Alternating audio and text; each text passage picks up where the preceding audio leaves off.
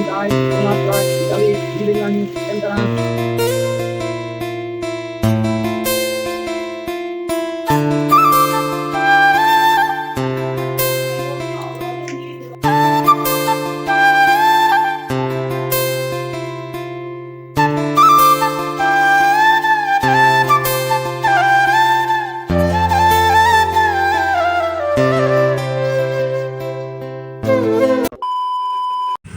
Good morning friends, welcome back to my channel.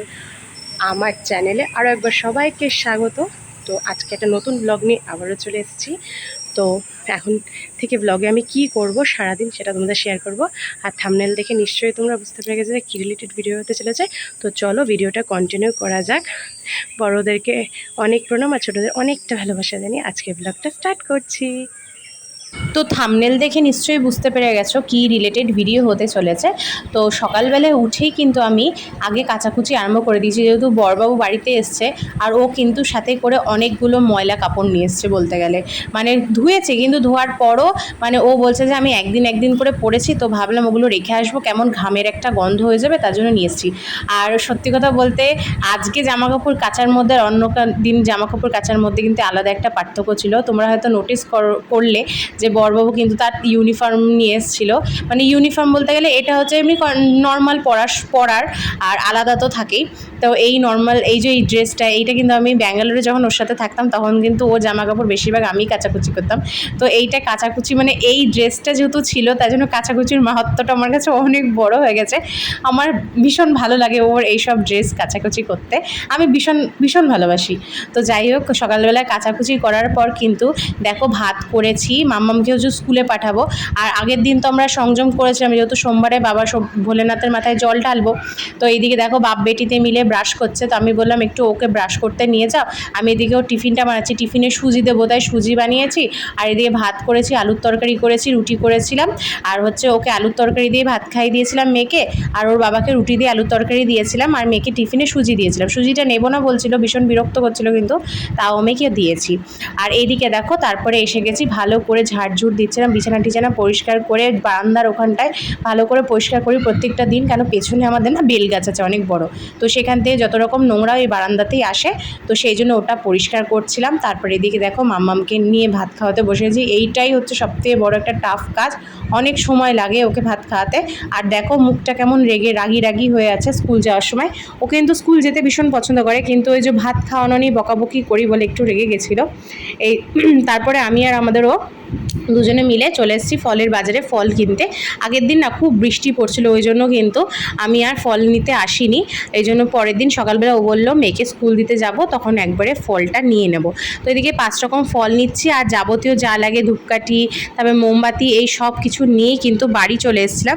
তো বাড়িতে এসেই কিন্তু ঘরটর ভালো করে মুছে ঠুচেই আমি ভালো স্নান টান করে নিয়েছি। তো স্নান টান করে এসে নিজেকে একটু দেখছিলাম ভিডিও ক্যামেরাতে কেমন লাগছে, তো একটু ঢং করে নিলাম।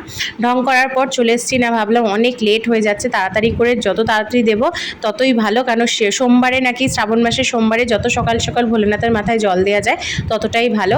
তো এদিকে ডালা সাজাচ্ছি, আমি আর আমার মেজো যা দুজনে মিলে একসাথে দিতে যাব, আর তার সাথে বড়বাবুও কিন্তু দেবে। তো কেন দেবে, আর মানে আমি আর আমার মেজো যা যাচ্ছি, বড় যা কেন আমাদের সাথে পুজো দিল না, সমস্তটাই তোমাদের সাথে শেয়ার করব। তোমরা কিন্তু স্কিপ না করে ভিডিওটা দেখতে থাকো। তো এদিকে ডালা সাজিয়ে নিচ্ছি, আর এইদিকে দেখো ঘটে যা যা লাগে দুধ, গঙ্গাজল, ঘি, মধু সব দিয়ে সাজায়। তো এটাই নিয়ম আমাদের বাঙালিদের। আর অনেকেই দেখেছি এই দিনে এখনকার বাঙালিরা আবার কাচের চুড়ি সবুজ পরা নতুন স্টার্ট করেছে। তো অ্যাকচুয়ালি না আমাদের মধ্যে তো আমি কোনো আমার মাকে ঠাম্মাদের কোনো দেখিনি, ইভেন আমার শাশুড়িরাও পরে না। তো সত্যি কথা শিব ঠাকুরের জন্যই তো পার্বতী তপস্যা করেছিল ওর হাতে সবুজ চুড়ি পরে, তো সেই কারণেই কিন্তু সবুজ চুড়ি পরাটা। আর আমরা তো স্বামীর মঙ্গলের জন্য শাঁখা পলা সিঁদুর সমস্ত কিছুই পরি, তো সেটাই তো আমাদের কাছে অনেক বড়, তাই না? তো সেই কারণে কিন্তু সবুজ চুড়ি আর পরিনি, আর বেড়ে যাওয়াও ভয় থাকে, বেড়ে গেলে কিন্তু ওটা ভালো নয়, তার জন্য সবুজ চুড়ি কিন্তু পরা হয়নি। আর এদিকে দেখো আমি আলতা পরে নিয়েছিলাম, লক্ষ্মী মতন বউ সেজে আলতা টালতা পরে কিন্তু এই যে চললাম লাল শাড়ি পরে বাবার মাথায় জল দিতে। আর এইদিকে দেখো বড় যা কেন আসেনি বলো বলো তো? আমি আর মেজো যা এসেছি, বড় যা কিন্তু দীঘা গেছিলো যেহেতু ঘুরতে, তো ও বললো যে আমি তৃতীয় সোমবারটা করব, তোরা কর, আমি বাড়িতে এসে করব। তো আমি বললাম ঠিক আছে। তারপরে দেখো সঙ্গে সঙ্গে কি জোরে বৃষ্টি নেমে গেল। আমরা আর মন্দিরটা এতটাই ছোট, ও আর আটেনি, বড়বাবু দেখে নিয়ে বসেই আছে স্কুটির উপরে আর ছাতা নিয়ে। দেখো বসার স্টাইলটা এমন যে আমি ভিডিও করতে বাধ্য হয়েছি। তারপর এইদিকে আমরা পরপর অনেক লাইন ছিল, তারপরে আমরা লাইনটা পেয়ে গেলাম। এদিকে আমি কিন্তু পুরোপুরি লালপরি সেজেছি আজকে। আর এই দেখো আমাদের যেহেতু মনস্কামনা পূরণ হয়েছে, মনস্কামনা এই ছিল যে ও যাতে তাড়াতাড়ি ছুটিটা পেয়ে যায়, আর আমার মেয়ের মুখে যাতে মুখের মানে যে ঘাটা হয়েছিল গলাটায় সেটা যেন বাবা কমে যায়, তাহলে কিন্তু আমি তোমার মাথায় জল দেবো, নিষ্ঠা করে তোমার পুজো দেবো। আর ও যাতে ছুটিটা পেয়ে যায় সেই কামনা করেই, দুটো কামনাতে আমি পুজো দিয়েছি।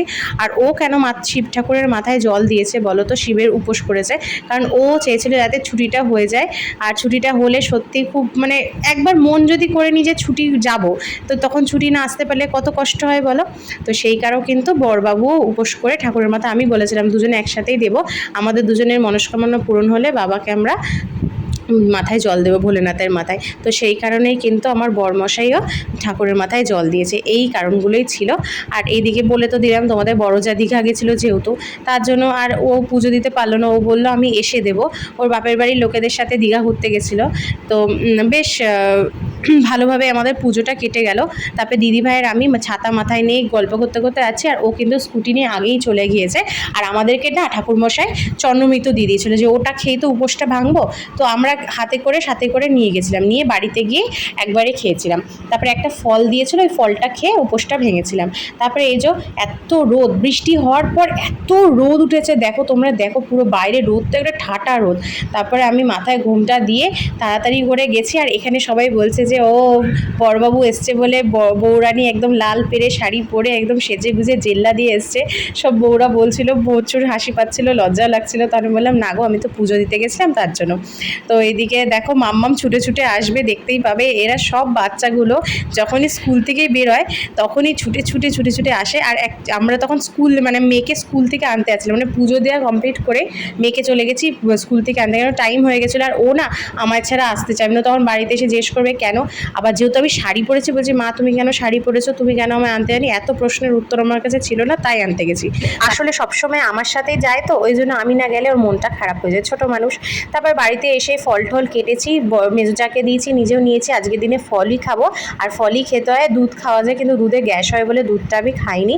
আর হচ্ছে রাতের বেলায় সাবু মাখা যা দিয়েছিল, ছোটো যা বানিয়েছিল, ছোটো যা সাবু মাখা দিয়েছিল, ওটাই খেয়েছিলাম। আর আজকের দিনে ভাত রুটি তো কিছু খাওয়া যাবে না, তো এর সবই খেয়েছিলাম। তো বন্ধুরা ভিডিওটা এখানেই শেষ করলাম। আশা করছি তোমাদের ভিডিওটা ভালো লাগলে অবশ্যই লাইক করে যেও, চ্যানেলটাকে সাবস্ক্রাইব করে আমার পাশে থেকো, আর কমেন্ট করে জানিও তোমাদের ভিডিওটা কেমন লাগলো।